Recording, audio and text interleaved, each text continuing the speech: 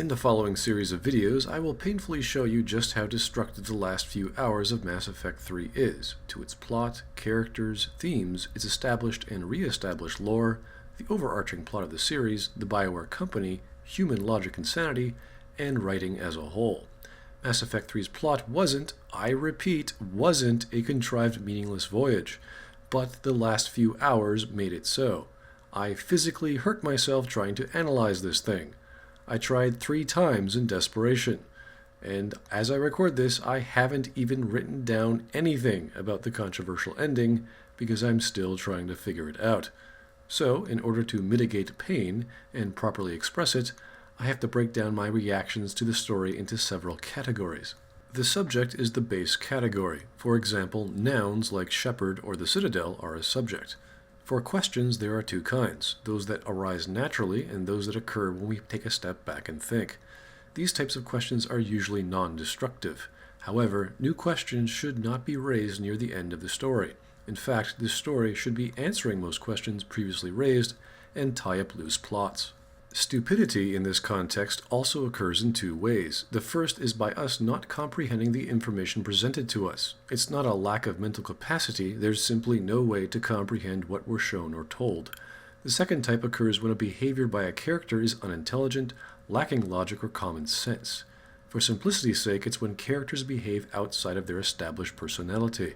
It's like they suddenly lost their faculties and do something without thinking, even if they're the most intelligent and experienced. Either way, the audience feels less intelligent as a result. A plot hole is the break in the continuity and cohesiveness of the plot. It can occur as a result of the characters behaving stupidly, or by a character changing the plot, or abandoning the plot entirely. Whereas a stupid character could simply be behaving stupidly, the stupid character that generates a plot hole breaks the logical associations between the scenes, thus damaging the narrative.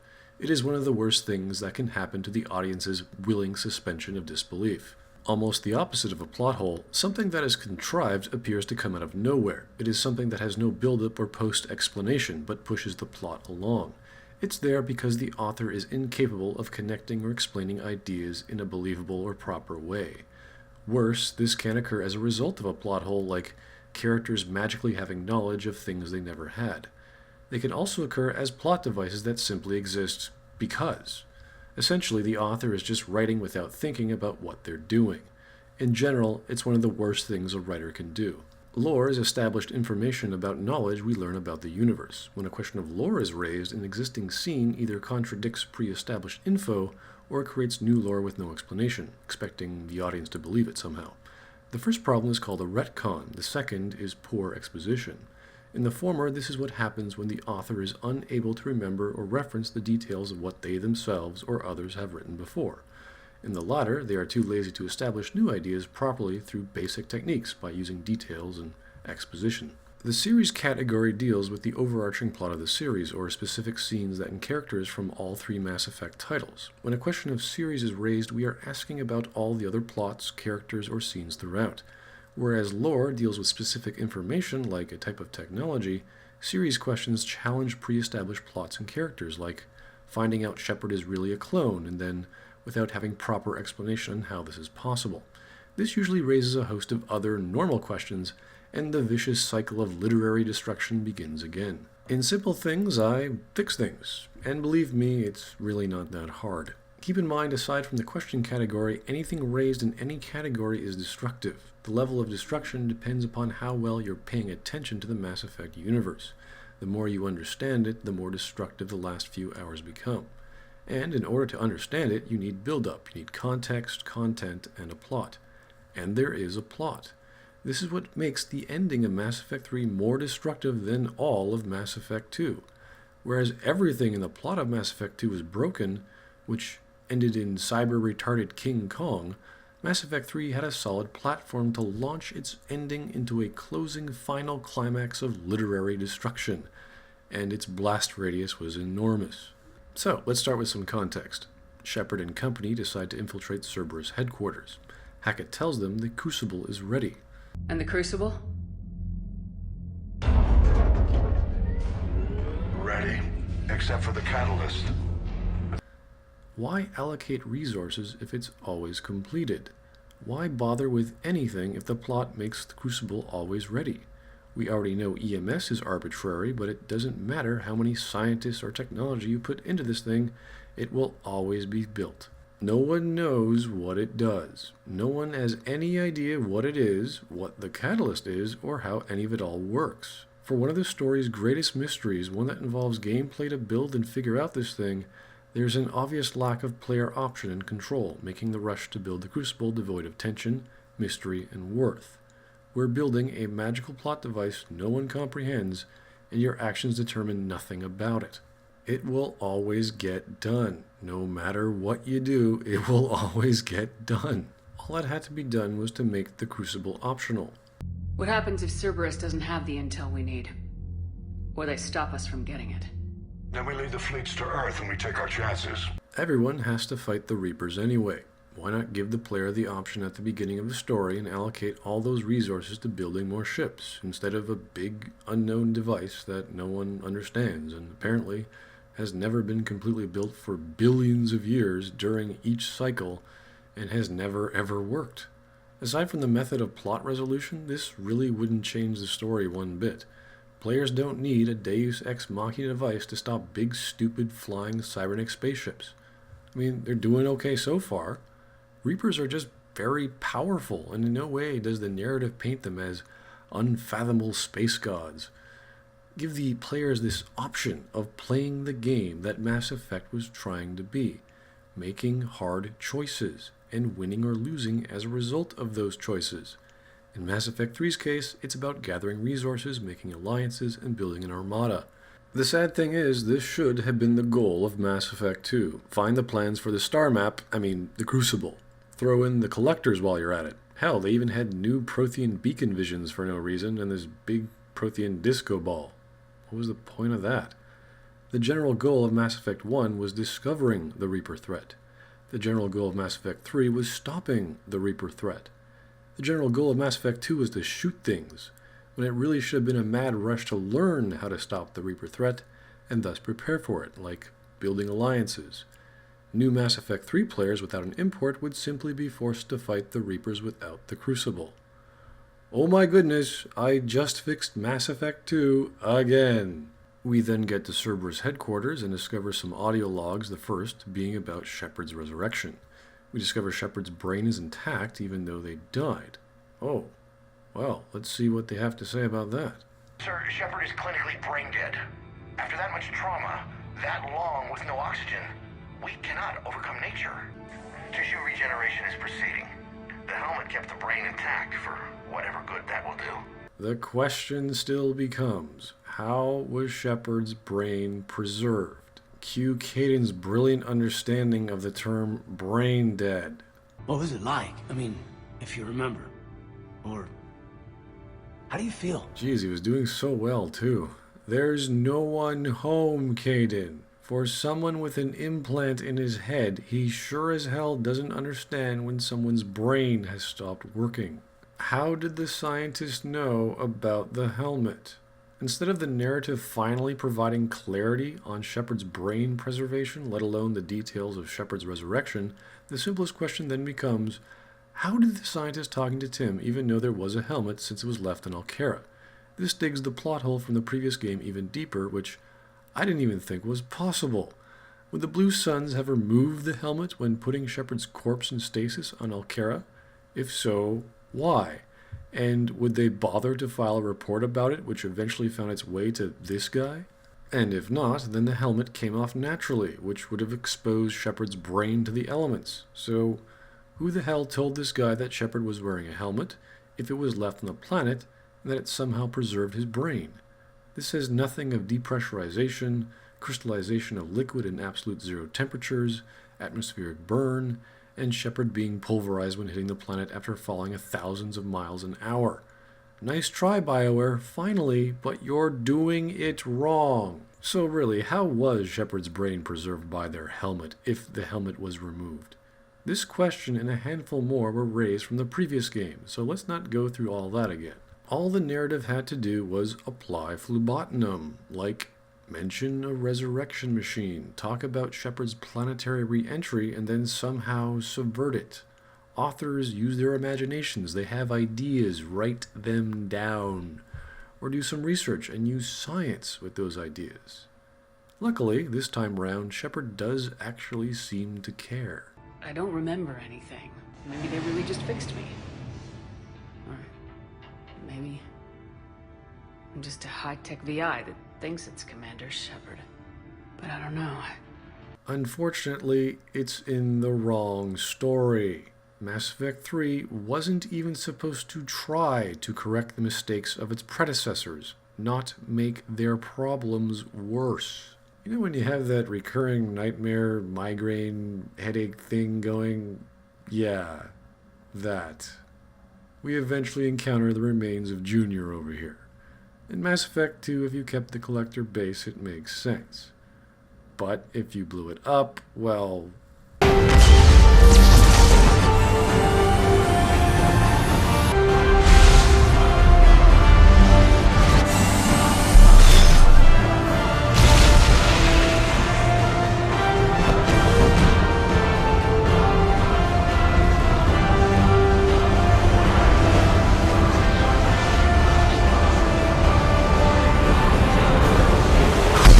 If Shepard destroyed the Collector base in Mass Effect 2, how the hell did anything not get vaporized? Even the derelict ships orbiting the thing get vaporized. How did Cerberus put anything back together? How the hell did Cerberus find any of the pieces of the Human Reaper, let alone put them back together? Wouldn't every piece of the Collector base, even if it wasn't destroyed, get thrown into a black hole? And of course, the underlying problem. What was the point of Mass Effect 2? Regardless of blowing up or saving the Collector base, Cerberus recovers the Human Reaper and uses one piece or the other. This in turn counts to your EMS value. Oh, fantastic. Remember how I said there was only two things that would matter for Mass Effect 2? Keep or sell Legion, or keep or destroy the Collector base. Yeah, we're down to nothing now. This is pretty obvious. People who blew up the base in Mass Effect 2 get nothing. Cerberus can't find a thing because it got destroyed. That's what explosions do. It's that simple. So eventually we get to Tim's office, and I gotta tell you, that is one hell of an abstract platform climbing workout just to sit at your desk. Anyway, Tim talks to us. On the contrary, we have achieved everything I ever imagined. What exactly did Cerberus achieve? Controlling mindless husks? Didn't you do that already in Mass Effect 1? Maybe it's killing more humans this year than ever before. I don't know, maybe he was going for a monthly breaking record quota or something. What did Cerberus achieve? Everything, Shepard. Everything I've done has uplifted humanity. Not only above other species in our galaxy, but over the Reapers. So what did Cerberus achieve that uplifted humanity above the Reapers? So killing countless humans, turning them into husks, and creating mind-controlled soldiers has uplifted humanity above the Reapers. What the hell are you talking about? And this is a problem with Tim in general in Mass Effect 3. Tim doesn't make any sense. What the hell happened to him? For an antagonist, he doesn't do it. He just doesn't work. We need to relate to our bad guys much more than the good guys.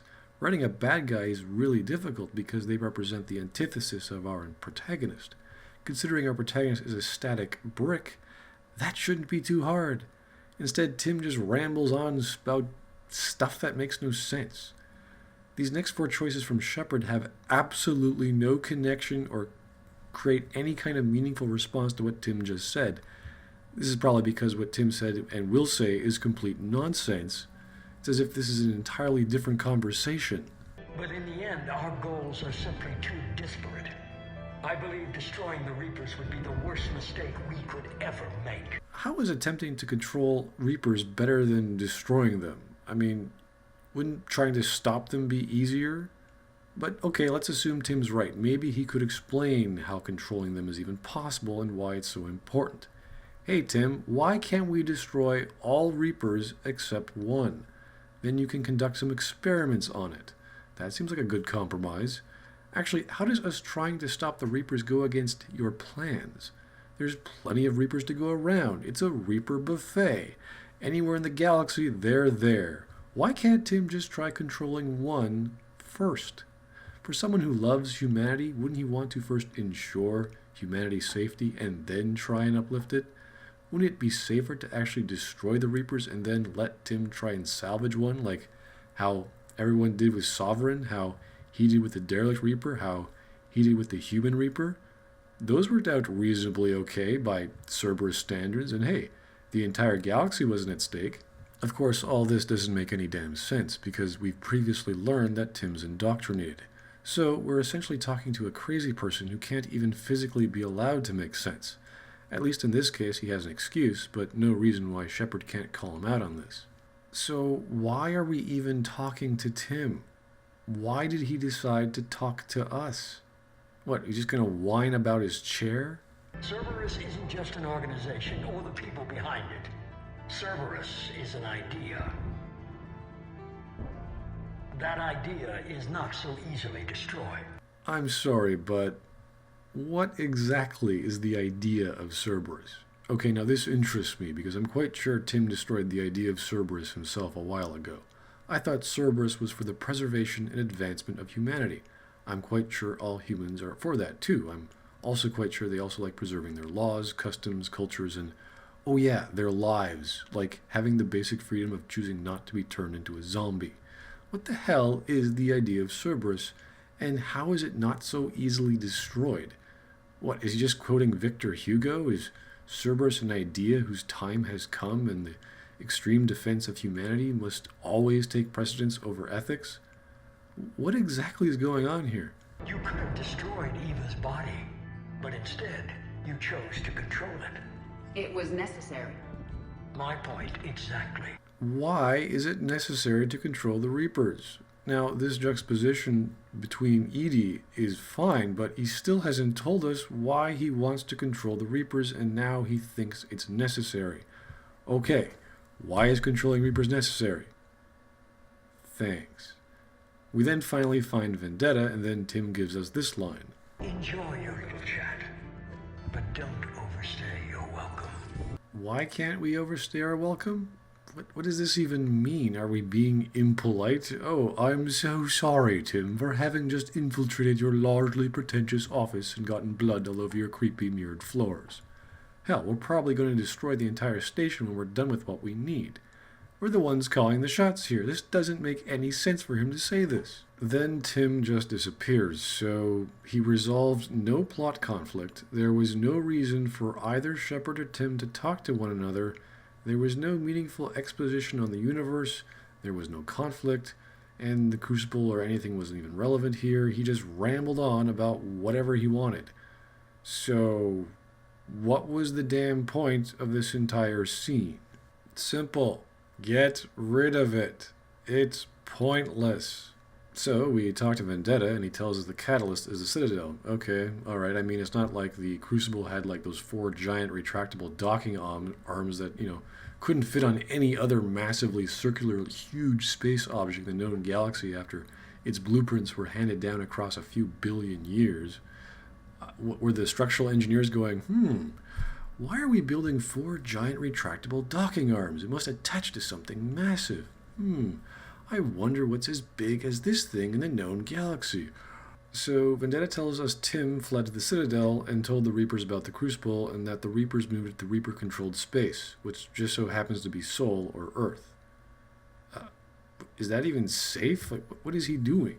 This raises a huge issue. Why did the Reapers attack the Citadel at the behest of Tim and not immediately? So you're trying to tell me the Reapers just decided to attack the Citadel because Tim told them everyone else would use it as a weapon. Wasn't the original plan to attack the Citadel way back in Mass Effect 1? But instead they just putzed about doing whatever they wanted on other planets because, because? Instead of systematically destroying world by world? Why wait? Again, why wait? Not only is this stupid and contrived, but calls into question Sovereign from Mass Effect 1.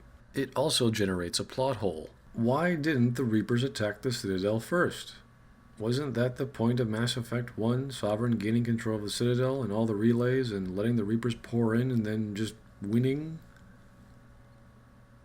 All of this makes it contrived yet again. What a coincidence! Earth is special again. What, was Vigil lying or unaware of Reaper behavior? This makes the Reapers not only stupid, but this plot development completely contrived. Oh wow, Earth is special.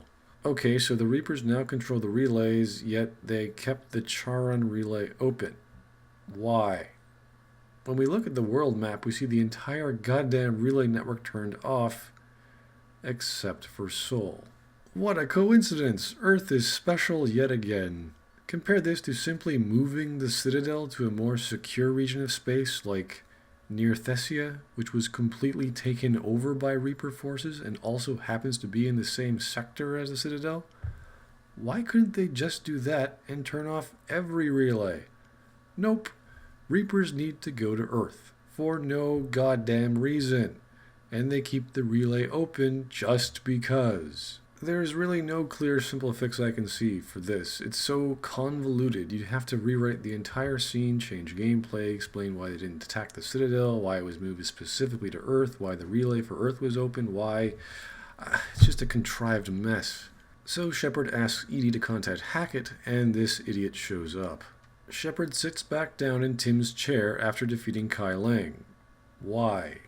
After showing how much more of a girly man he is than FemShep, Shepard decides to sit back down in Tim's chair for no goddamn reason. Wait, why isn't EDI contacting Hackett? Shepard, what are you doing? There's no reason to be here. Just open a channel to Hackett and get going. Galaxy, to save, go. How can no one hear Leng staggering to kill Shepard?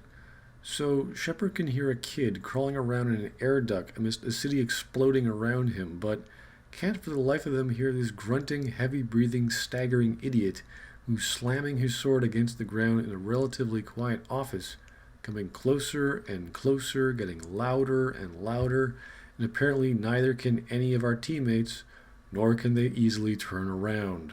How did Renegade Shepard break a sword with their wrist? If you choose the Renegade Interrupt, Shepard can break a sword with their wrist. What? We know Shepard's super strong, but if Shepard could do this all the time, there wouldn't be a need for triple punches or fierce attacks. You just walk up to things and you get in your way and you just touch them. Then Shepard delivers the finishing blow, and in the form of an Omniblade. But if Shepard's an adept, where did the Omniblade come from? Was Shepard saving it for a special occasion? Why not use a biotic Omniblade in a fierce attack then? Again, why is he holding back? Shepard's breaking swords with his wrists, whipping out Omniblades he never had before. What the hell is going on here? So why didn't Adept Shepard use an Omniblade before? Almost as bad as the reoccurring Avenger assault rifle of Bitch Slap and the reappearing Predator pistol everyone keeps hidden on them. Then Shepard decides not to keep typing randomly on the keyboard anymore and talk to Vendetta again. And they just walk away? Okay, did we get that message out to Hackett? Are we in a rush, or are we just going to walk all the way back to the hangar where Steve is? Okay, what the hell was the point? What was the point of all of these scenes? To waste time killing a pointless sub-mini boss? Maybe this room has that effect on people. Steve! I'm all right. You sure? But I won't be picking you up. I gotta land this bird quick. Get safe.